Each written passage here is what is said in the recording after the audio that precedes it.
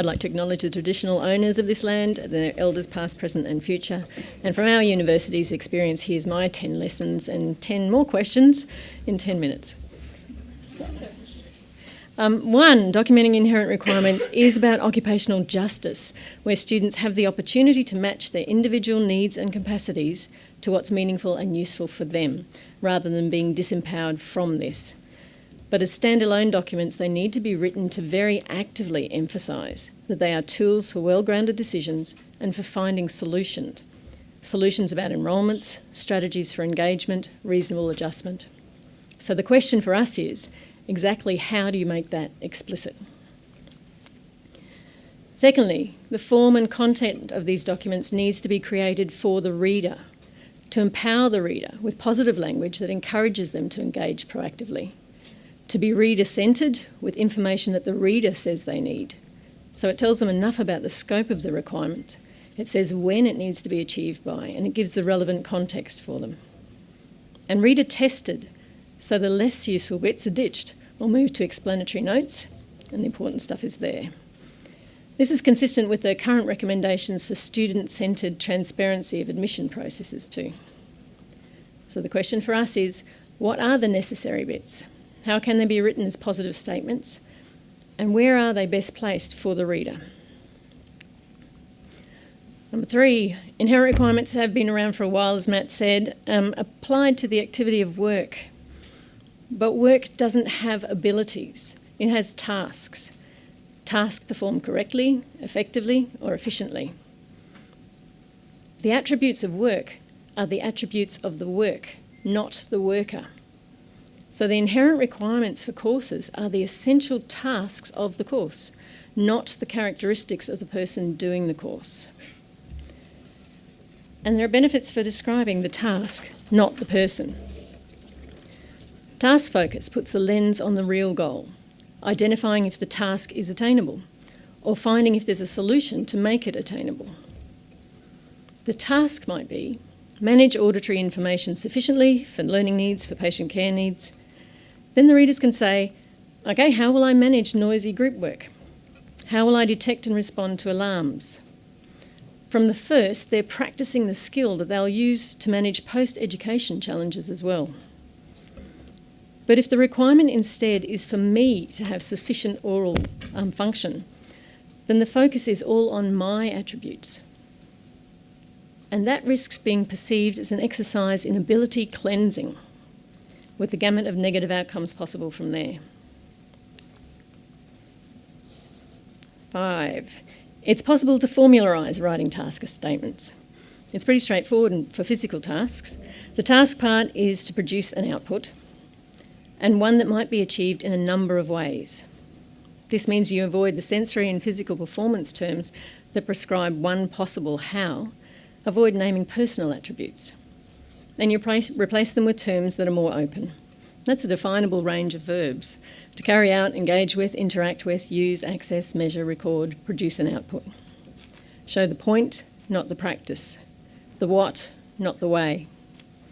And you can add a performance level required, because you might only need the task equivalent of a reasonable working knowledge of the area, not for it to be performed perfectly. 6, though, is that it seems a bit harder to describe the tasks of more cognitive or metacognitive processes, except that this has already been solved. It's called the subject assessments, that land where observable performance is already used to assess students' cognition. So the IR statements just need to avoid imposing what the underlying process, what the unseen mechanism you think should be going on in my head is, and instead focus on the outcome tasks, the concrete, evident output. And students will have modelled, selected, generated, discriminated, modified, and calculated it. Achievement levels can be to do it effectively, calmly, reliably, etc.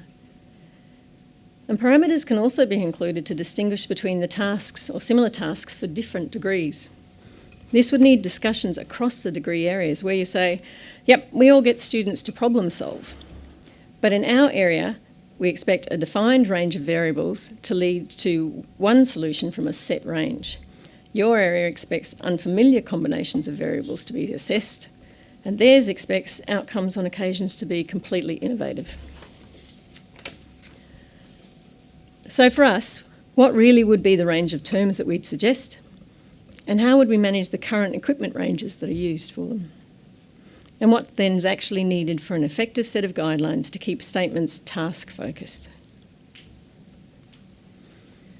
Arguably though, all this process does is tidying up the writing of learning outcomes.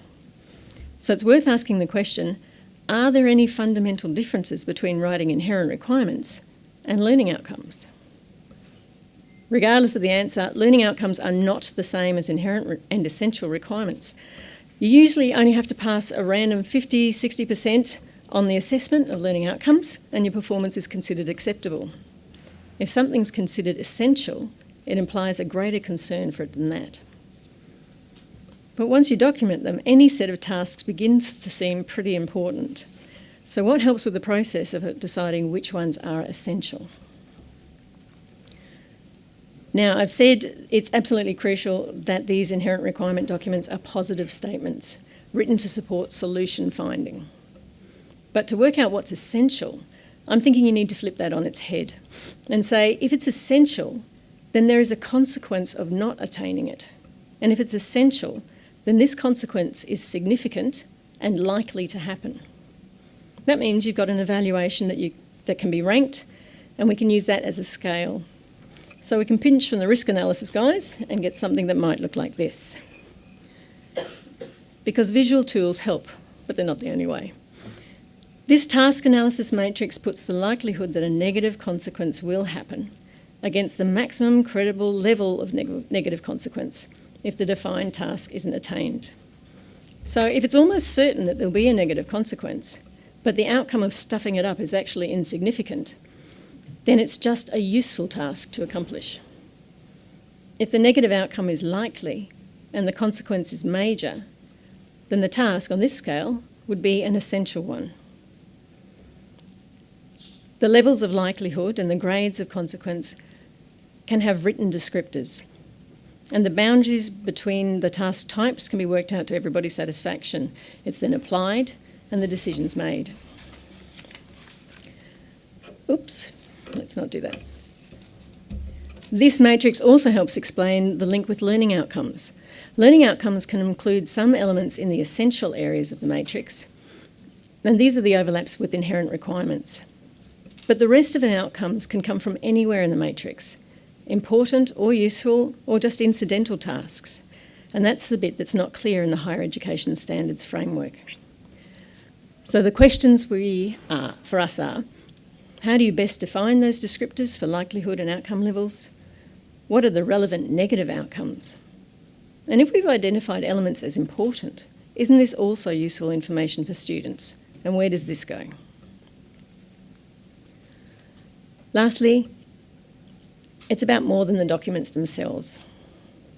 They need to be disseminated, integrated, and positioned clearly in the context of the more dominant learning outcomes, and as in the Brett report, of other institutional documents that they potentially overlap with, or may even be contradicted by, because they were written without consideration of reasonable adjustments or inherent requirements. So the question for us, what can we do to make their role clear and reliably enacted? As I've said before today, inherent requirements don't have to be about screening for what you can't do. Instead, they can present the essential tasks that you will accomplish, reinforce a sense of the possible, and be a stimulus for creative, positive thinking and real achievement. It just depends on what we do with them.